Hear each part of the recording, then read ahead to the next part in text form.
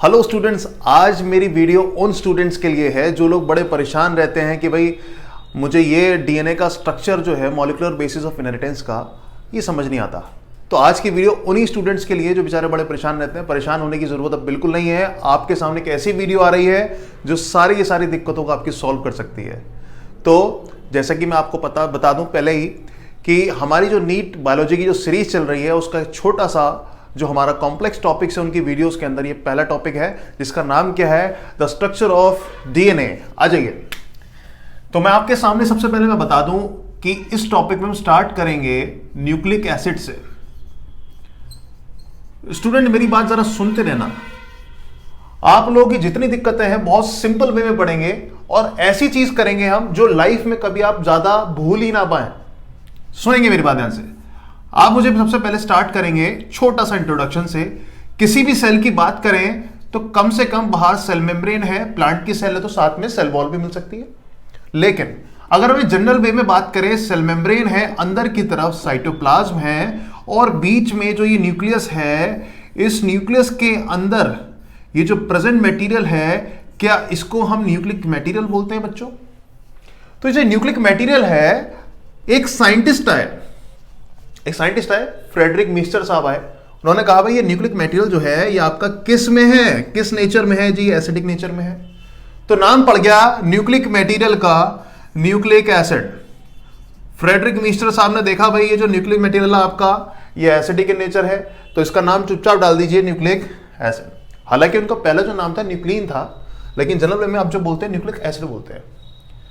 तो हमारा जो टॉपिक है, मैंने ये न्यूक्लिक एसिड इसलिए स्टार्ट किया है कि आपके न्यूक्लिक एसिड जो न्यूक्लियस के अंदर प्रेजेंट हैं वो एक्चुअल में on the basis of sugar दो टाइप के होते हैं। या तो मिलेगा डीएनए या मिलेगा आरएनए। व्हाट इज डीएनए और आरएनए? क्या भाई ऐसा न्यूक्लिक एसिड जिसमें शुगर डीऑक्सी वाली लगी हो, ऐसा न्यूक्लिक एसिड जिसके अंदर राइबोज सिर्फ प्रेजेंट हो, कोई डीऑक्सीनेशन ना हुआ हो। ये क्या चीजें, ये सारी हम बहुत डिटेल में पढ़ लेंगे। आप लोगों को डरने की कोई जरूरत नहीं है। आपकी वीडियो बहुत ज्यादा सिंपलेस्ट जो हो सकती है वो मैंने आपके लिए बनाई है। सबसे पहले डीएनए का मतलब क्या है? ऐसे न्यूक्लिक एसिड जिसके अंदर शुगर डीऑक्सी राइबोज है। आरएनए कौन है? जिसके अंदर शुगर जो है वो राइबोज है।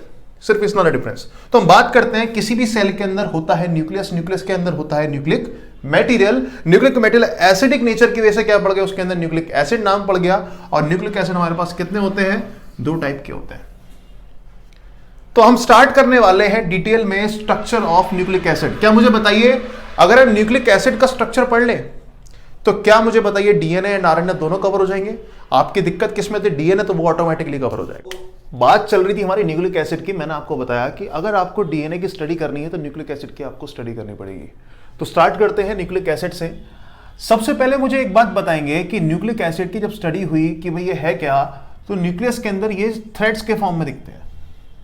न्यूक्लिक एसिड थ्रेड्स के फॉर्म में दिखते हैं और थ्रेड्स जो हैं वो असल में इसलिए हैं थ्रेड शेप, इसलिए because it is a polymer. Thread क्यों है? क्योंकि पॉलीमर है। मैंने आपसे वादा किया था कि भाई ये टॉपिक बहुत सिंपलेस्ट कर देंगे तो बहुत सिंपलेस्ट ही होगा। आप टेंशन मत लीजिए, बहुत सिंपल वे में पढ़ेंगे। मैंने आपको बताया न्यूक्लिक एसिड जो है वो थ्रेड शेप में इसलिए because it is a polymer. और पॉलीमर हम जानते हैं, polymer is a chain of small small monomers. Polymers जब भी कहीं पर होंगे तो आपको मैंने पहले ही बता चुका हूं कि ये पॉलीमर्स जो है ये छोटे छोटे मोनोमर्स की चेन होती है। तो बात ये आती है कि मुद्दे की बात कि भाई ये पॉलीमर जो है ये किस मोनोमर से मिलाकर के बने हैं। ये तो समझ में आ गया, nucleic acid is a polymer. Polymer की वजह से ही वो लोग किस में है? थ्रेड शेप में है। और थ्रेड्स के बाद में बात ये आई, जब ये पॉलीमर है तो इनका मोनोमर कौन है? तो जी मोनोमर जो है वो मैंने एन नाम से जो लिखा है, एक्चुअल में मोनोमर इज अ न्यूक्लियोटाइड। एक केमिकल है जिसका नाम क्या है? न्यूक्लियोटाइड। तो बात ये चल रही है कुल मिलाकर के, हमारा जो टॉपिक है न्यूक्लिक एसिड, इसका स्ट्रक्चर पढ़ना है, इसका केमिकल कंपोजिशन पढ़ना है। न्यूक्लिक एसिड क्या होता है? Nucleic acid is a thread. Thread क्यों है? क्योंकि पॉलीमर है। और पॉलीमर क्यों है? क्योंकि छोटे छोटे मोनोमर्स की चेन है। मोनोमर है कौन? मोनोमर है आपका न्यूक्लियोटाइड। इतनी बातें जैसी दिमाग में गई आपके क्वेश्चन आएगा कि सर ये तो समझ में आ गया कि भाई nucleic acid is a polymer, और पॉलीमर किसका? न्यूक्लियोटाइड का। ये तो समझ में आ रहा है, लेकिन ये न्यूक्लियोटाइड क्या है हमें तो ये भी नहीं पता। तो टॉपिक हमारा आ जाता है कि भाई न्यूक्लियोटाइड क्या होता है ये समझते हैं। तो नेक्स्ट टॉपिक आपके सामने आता है न्यूक्लियोटाइड।